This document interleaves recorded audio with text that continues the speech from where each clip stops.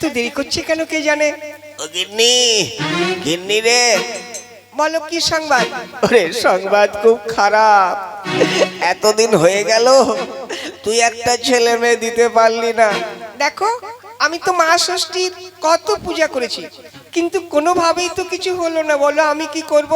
ওরে ওই মা ষষ্ঠীর পূজা করে করে তুই গোষ্ঠীর নিপাত করে ছেড়েছিস। কোনো চিন্তা করিস না গিন্নি। কেন বলো তো? আমি মা হব আর তুই বাবা হবি। থাক, মুখ পুরো মিশে। ঠিক করে বলো কি হয়েছে? ওরে আমি ঠিকই বলছি।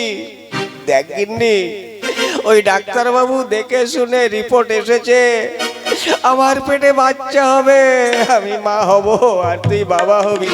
হ্যাঁ সত্যি বলছো তো? ওরে আমি কি মিথ্যে কথা বলছি?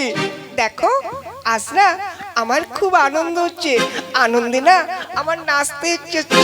ওরে শালি তুই থাম। শালা আমার পেটে বাচ্চা, বাচ্চাটা কি করে হবে আমি সেই যন্ত্রণায় মরছি আর আর আনন্দ হচ্ছে। দেখো আমার কথাটা শোনো। কি বল? বাচ্চা তোমার পেটে নয়, বাচ্চা এসছে আমার পেটে। উল্টা পাল্টা কথা বলছিস। আরে হ্যাঁ, আরে কি করে এটা হলো?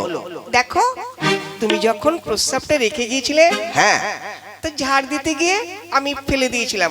তারপর তা আমি তো ভাবছিলাম তুমি হয়তো মারধরও করতে পারো, সেই ভয়ে ওই বোতলে আমি নিজে প্রস্রাব করে রেখেছিলাম। মানে সেই বোতল নিয়ে তুমি গেছো, তাই রিপোর্ট এসছে আমি মা হব আর তুমি হবে বাবা।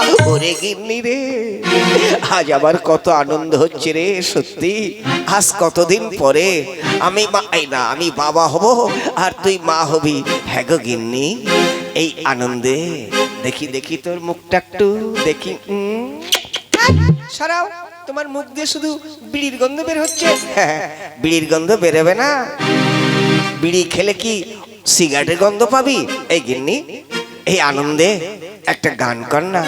আচ্ছা তাই হোক। তুমি যে আমার জীবনের উপহার, কি করে তোমায় আমি ভুলবো। ওরে